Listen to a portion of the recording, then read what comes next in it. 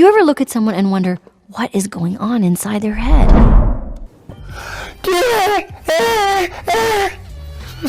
Slap the machete, slap on the face, one hand, machete, and then It's been 9 years since the last chapter of Naruto was published. I gotta say, I love it. It's been part of my childhood. I recently decided to read the manga and check out the show again. Just a few important episodes, of course. I've been digging around the old Naruto show, the OG, with more hand size and fewer nukes. And I found some really cool stuff. Unfortunately, they were somewhat forgotten when Shippuden came out. I'll make a small list of them and talk about the reason why they were left out by Kishimoto. I'm sure I'll miss some of them, so feel free to comment down below what you think is cool but is forgotten in Naruto. I will not count the fillers episodes or the movies, only the main storyline and the hidden novels. The first is Shikamaru's unique thinking pose. When he has time, Shikamaru will pose with his hands making a unique hand sign and enters a deep state of thinking and making strategies. His teacher, Asuma, mentioned that in that state, he can plan 10 steps ahead of his opponent and can devise over 100 strategies. I think this pose is inspired by hand gesture in Buddhism or mudra called Zenjoin. It symbolized Buddha in a state of meditation. Shikamaru does this pose only twice, as far as I can recall. Once is in his fight against his future wife, Temari, when the two were in the Chunin exam. He did his signature pose and then planned out detailed steps to defeat Temari despite being disadvantaged. The second time is in the Shikamaru Hiden story after the war, but in the entire length of Shippuden, I believe he never does it even once. There are a few reasons why I think he does not do it anymore. First, the scale and speed of the battle in Shippuden have increased to a crazy scale.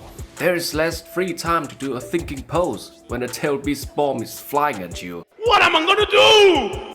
It also shows how developed and skilled Shikamaru has become. He can think and strategize in the heat of battle while doing jutsu, which is really cool. But if he has free time, like in the hidden novel, he still does it. I just wish I get to see more of it. It was a cool little unique thing about the character that Kishimoto often left behind.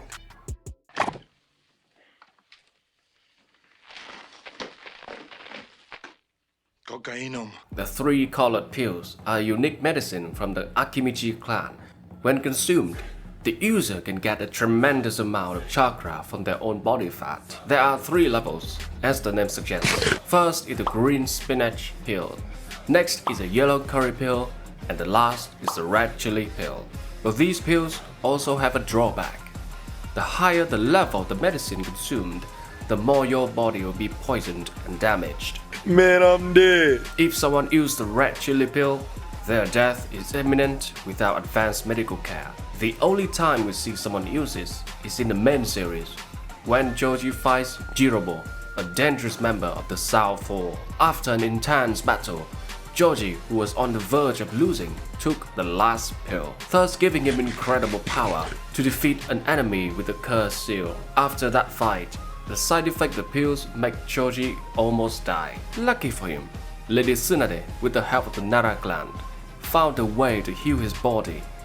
Later in the series, Joji does not use those pills anymore. I think there's a legit reason for that. It shows growth in Joji's skills and personality.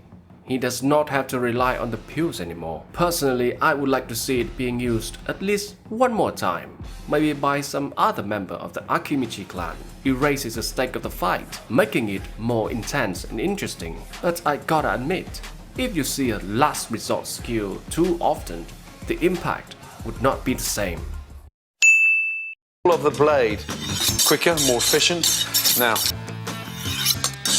over the hill and underneath. That's ready to start chopping. Kirigiri Mai, the dance of the beheading blade. The signature summoning skill from Temari of the Sand. With a swing of her fan already marked with her blood, Temari summons Kamatari, an animal in the form of a white weasel.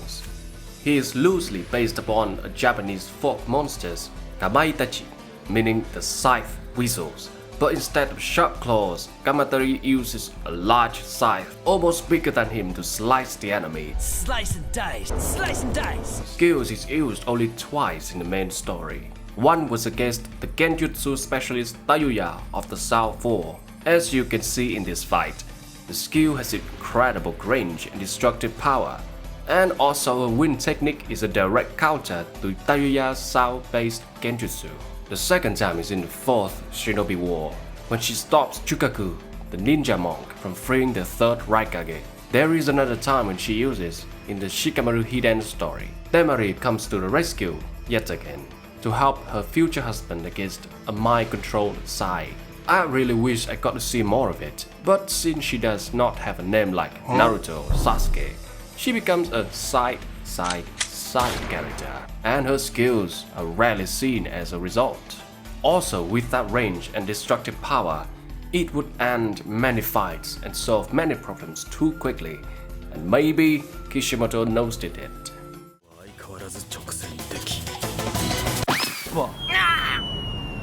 Oh! Somebody! Oh! He needs some milk!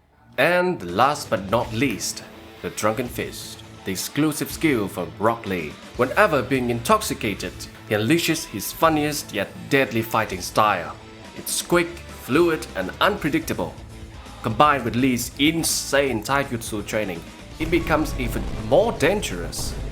Obviously, it is based on the real-world Drunken Fist from China.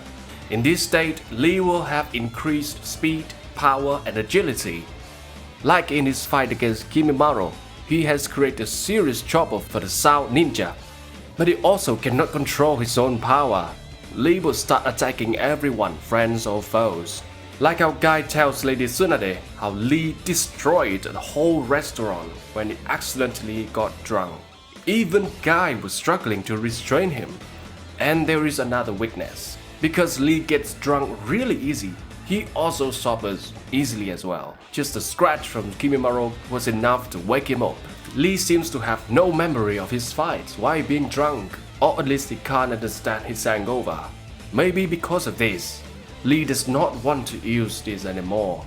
Later in the series, Lee can open up to 6 gates, so the benefits of the Drunken Fist is no longer needed. But I really wish I could have seen the skills once again because it's such a fun and unique way to fight your opponent. That's all of it for this video. I know there are still more cool things forgotten in this anime. Kishimoto has always been known to be a weird writer with his characters and world building. Let me know in the comment down below what I missed. I may do another video about this with your suggestions. Thanks for watching the video and take care, friends.